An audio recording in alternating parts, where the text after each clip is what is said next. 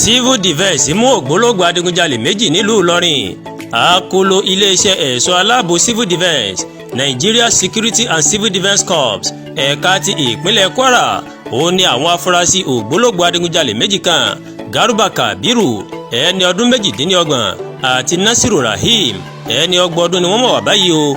Ẹ̀sùn ìdigunjalè ó ní wọ́n fi kàn wọ́n nínú àtẹ̀jáde kan tí alukoro àjọ náà ní Kwara ASC Ayọ̀lá Michael Sọlá tó fi síta tó tẹ àwọn oníròyìn lọ́wọ́ ní ọjọ́rú Wednesday ọjọ́ kẹẹ̀ẹ́dógún oṣù karùn-ún ọdún 2024 yìí ó mà ló mà ti ṣàlàyé pé ní ọjọ́ ajé Monday ọjọ́ kẹtàlá oṣù yìí lọ́wọ́ mà tẹ àwọn afurasí adigunjalè náà lágbègbè Apalara nílùú Ìlọrin ní ìpínlẹ̀ náà lẹ́yìn tí àwọn olùgbé agbègbè ọ̀hún tí wọ́n ń já ṣọ́ọ̀bù wọn tí wọ́n mú ẹ̀sùn wá sí ọ́fíìsì wọn o wá tẹ̀síwájú pé àwọn tó mú ẹ̀sùn àwọn afurasí náà wá wọ́n mọ̀ sọ pé àwọn adigunjalè yìí wọ́n máa ń fọ́ ṣọ́ọ̀bù lójú ọ̀nà tó lọ sí fásitì Al-Hikima agbègbè New Yidi Road àti Rewolede o nílùú Ìlọrin tí wọ́n sì ń kó ọ̀pọ̀lọpọ̀ dúkìá lọ láwọn ṣọ́ọ̀bù ọ̀hún.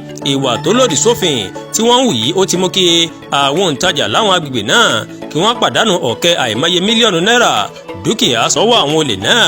Onílẹ̀yìn ìwádìí òun lọ́wọ́ mọ̀ tẹ àwọn afurasí méjèèjì tí wọ́n sì gba onírúurú àwọn ẹrù tí wọ́n jí kó bí oúnjẹ, èròjà fóònù, alùpùpù, plasma TV àti àwọn iná sólà lóríṣiríṣi. Adarí àjọ náà ní Kwara dókítà Umaru J.J. Mohammed ó ní àwọn ti ṣetán báyìí láti rí i dájú pé ìwà ọ̀daràn ó máa di ohun gbàgbé láwùjọ. Ó wá rọ gbogbo olùgbé Kwara kí wọ́n máa kàn sí ọ́fíìsì àjọ náà ní ìgbàkúùgbà tí wọ́n bá ti kẹ́fín ìwà ọ̀daràn lágbègbè wọn o. Onílẹ̀yìn ẹ̀kúnrẹ́rẹ́ ìwádìí àwọn afurasí náà yóò fi ojú balẹ̀ ẹjọ́ o.